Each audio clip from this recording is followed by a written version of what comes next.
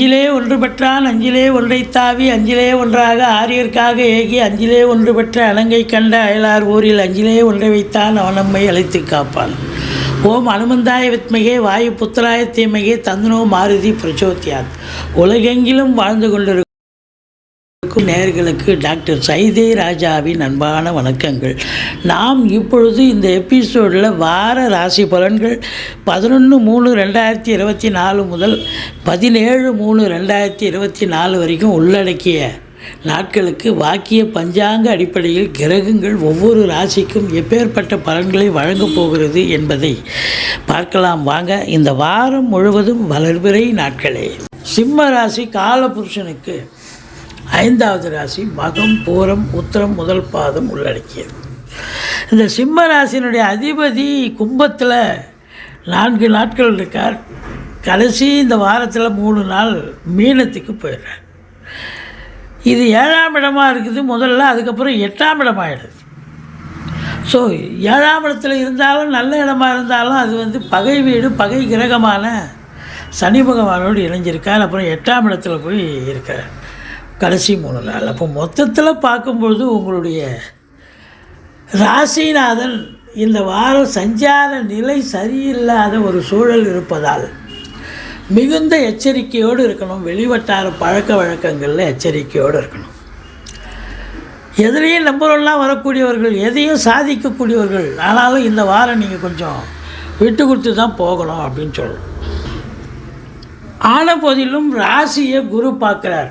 ராசியை குரு பார்க்குறது ஒரு 50% ஓகே, குறை ஒன்றும் இல்லை, மறைமூர்த்தி கண்ணான்ற மாதிரி இருக்குது. மகம் பூரம் உத்திரம் முதல் பாதம் உள்ளடக்கியது இந்த சிம்ம ராசி. இதில் 2ஆம் இடத்துல கேது, 8ஆம் இடத்துல ராகு, அதுவும் ஒரு மைனஸ் தாங்க. மொத்தத்தில் இந்த வாரம் சிம்ம ராசி அன்பர்கள் ரொம்ப எச்சரிக்கையாக இருக்கணும், விழிப்புணர்ச்சியாக இருக்கணும். என்னதான் ஒரு அந்யோன்யமான ஒரு தம்பதியராக இருந்தாலும் அவங்களுக்குள்ள சண்டையை வர வச்சிடும் இந்த கேது பகவான். ஏன்னா 2ஆம் இடத்துல குடும்பஸ்தானத்தில் கேது இருக்கிறது குடும்பத்தை நல்லாவே பிரிப்பார். அதனால் ரொம்ப எச்சரிக்கையாக இருங்க. கொஞ்சம் விட்டு கொடுத்து போங்க. வாழ்க்கை விட்டு கொடுத்து போனால் எல்லாம் சரியாயிடும். கணவன் மனைவிக்கு மட்டும் இல்லை, மற்ற குடும்ப உறுப்பினர்கள் கூட உங்களுக்கு கொஞ்சம் அனுசரித்து போக மாட்டாங்க. சண்டை சச்சரவுன்னு அவங்க பங்குக்கு அவங்க சண்டை போடுவாங்க. கொடுக்கல் வாங்கல், பண வரவு இருந்த போதிலும் கொடுக்கல் வாங்கல் வச்சிக்க வேண்டாம். எச்சரிக்கையோடு இருங்க. முயற்சி ஸ்தானம் சிறப்பாக இருக்குது. எடுக்கின்ற முயற்சிகள் சக்ஸஸ் ஆகும். இளைய சகோதர சகோதரிகளால் நன்மைகள் நடக்கும். தூர தேசத்திலிருந்து நல்ல தகவல் வரும். பிபிஓ, சாஃப்ட்வேர், ஹார்ட்வேர், தபால் தந்தி லாக்கா, கொரியர் சர்வீஸ், விளையாட்டு வீரர்கள், வீராங்கனைகள், நடன கலைஞர்கள், ஸ்டண்ட் கலைஞர்கள், பின்னணி பாடகர்கள், இசை அமைப்பாளர்கள், இசை வல்லுநர்கள், சினிமா மற்றும் தொலைக்காட்சி பிரிவில் பணியாற்றக்கூடிய நடிகைகள், டெக்னீஷியன்கள், எடிட்டர்கள், கேமராமேன்கள், புகைப்பட கலைஞர்கள், அத்துணை பேர்களுக்கும் வாய்ப்புகள் கதவை தட்டும். நல்ல சம்பாத்தியத்தை பார்க்க போகிறீங்க. மற்றபடி 4ஆம் இடத்தை சனி பகவான் பார்க்குறாரு, அதுவும் ஒரு மைனஸ் தான். தாய் வழி சொந்தங்கள் அனுகூலமாக இருக்காது. தாய்க்கு தேக ஆரோக்கியத்தில் அக்கறை தேவை. மருத்துவமனைக்கு அழைத்து செல்ல நேரிடும். வண்டி வாகனங்கள் செலவு வைக்கும். இதையும் தாண்டி உங்களுக்கும் உடம்பு முடியாமல் போகும். எச்சரிக்கையாக இருக்க வேண்டும். 5ஆம் இடத்தை குரு பார்க்குறார். குலதெய்வத்துடைய ஆசீர்வாதம் அனுகிரகத்தால் உங்களுக்கு ஓரளவுக்கு தலைக்கு வர்றது தலைப்பாயிட போகும்.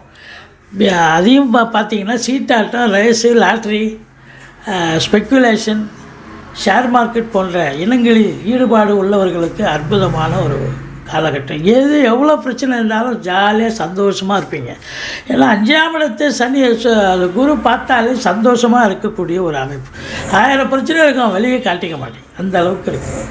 6ஆம் இடத்துல செவ்வாய் இருக்கார். எதிரிகள் ஓடி ஒளிவார்கள். கடன் சுமை படிப்படியாக குறையும். கோர்ட்டில் கேஸ் எதாக இருந்தால் சாதகமாக தீர்ப்பு வரும். சொந்த தொழில் செய்பவர்களுக்கு நம்பிக்கைக்கு பாத்திரமான பணியாளர்கள் கிடைப்பார்கள். உங்களை பொறுத்தவரையிலையும் 7ஆம் இடத்துல சனி இருக்கார். அப்போது கணவன் மனைவிக்கு கருத்து வேறுபாடு வரும்னு இங்கேயே சொல்லிட்டோம். இங்கேயும் நண்பர்கள்கிட்டையும் மோதல் இருக்கும். வீண் வாக்குவாதம். வேலை பார்க்குறது, தொழில் பண்ண இடத்துல வாக்குவாதத்தை தவிர்த்து கொள்ளுங்கள். யார் என்ன சொன்னாலும் சரின்னு தலையாட்டிட்டு வந்துட்டிங்கன்னா எந்த பிரச்சனையும் இருக்காது. வாக்குவாதத்தில் இறங்கிட்டிங்கன்னா சண்டை சச்சரவு பிரச்சனை பிரிவினைன்னு கொண்டு போய் அது அலுவலகமாகட்டும் இல்லை எங்கேயாவது பிரச்சனையில் கொண்டாந்து முடியும். அதுவும் ராகு 8ஆம் இடத்துல இருக்கார். 8ங்கிறது அசிங்க அவமானத்தை தரக்கூடிய இடம். அந்த இடத்துல போய் ராகு பகவான் இருக்காருன்னு சொன்னால் உங்களுக்கு பார்த்திங்கன்னா வெளிவட்டார பழக்க வழக்கங்கள் ரொம்ப எச்சரிக்கையாக இருக்கணுங்க. குறிப்பாக பார்த்தேன்னு சொன்னால் நீங்கள் யார் வம்பு தும்புக்கும் போகாதீங்க. பஞ்சாயத்து பண்ணுறேன்னு யாராவது உங்களை கூப்பிட்டு போனால் நீங்கள் போகாதீங்க, அவாய்ட் பண்ணிவிடுங்க. நல்லது செய்கிறேன்னு கட்சியில் உங்களுக்கே அதுக்கு பிரச்சனையாக வரும். எச்சரிக்கையாக இருந்துக்குங்க. மற்றபடி 10ஆம் இடத்துல குரு ஒரு சிலருக்கு, அதாவது 9ஆம் இடத்துல குரு இருக்கார். யோக பாக்கியங்களை தரக்கூடிய ஒரு அமைப்பு. சொந்த தொழில் பண்ணுறவங்க நம்பி கடன் வாங்கி தொழிலில் போடுங்க, தொழில் நல்ல விருத்தியாகும். சுக்கிர பகவான் 8ஆம் இடத்தில் இருந்த போதிலும் குறைவொன்றும் இல்லை. நட்பு வீட்டில் தான் இருக்கார். தொழில் சிறப்பாக செல்லும் அப்படின்னு சொல்லலாம். மற்றபடி வெளிநாடு போகணும்னு நினைக்கிறவங்க தாராளமாக போங்க, நல்லதே நடக்கும் அப்படின்னு சொல்லக்கூடியவர்கள். இந்த சிம்ம ராசிக்கு 2 நாள் சந்திராஷ்டமம் வருதுங்க. 11, 12 சந்திராஷ்டம நாளாக இருப்பதால் எச்சரிக்கையோடு இருந்துக்குங்க. மற்றபடி குறை ஒன்றும் இல்லை. நீங்கள் வணங்க வேண்டிய தெய்வம் துர்க்கையை வழிபாடு செய்யுங்க, பிள்ளையாரை வழிபாடு பண்ணுங்கள், ஈஸ்வரனை போற்றுங்க. இந்த வாரம் இந்த ராசி அன்பர்களுக்கு கொஞ்சம் பிரச்சனைகளை தரக்கூடிய வாரமாக இருக்கிறதால விழிப்புணர்ச்சியோடு இருங்க. குறை ஒன்றும் இல்லை. நன்றி. வாழ்க வளமுடன்.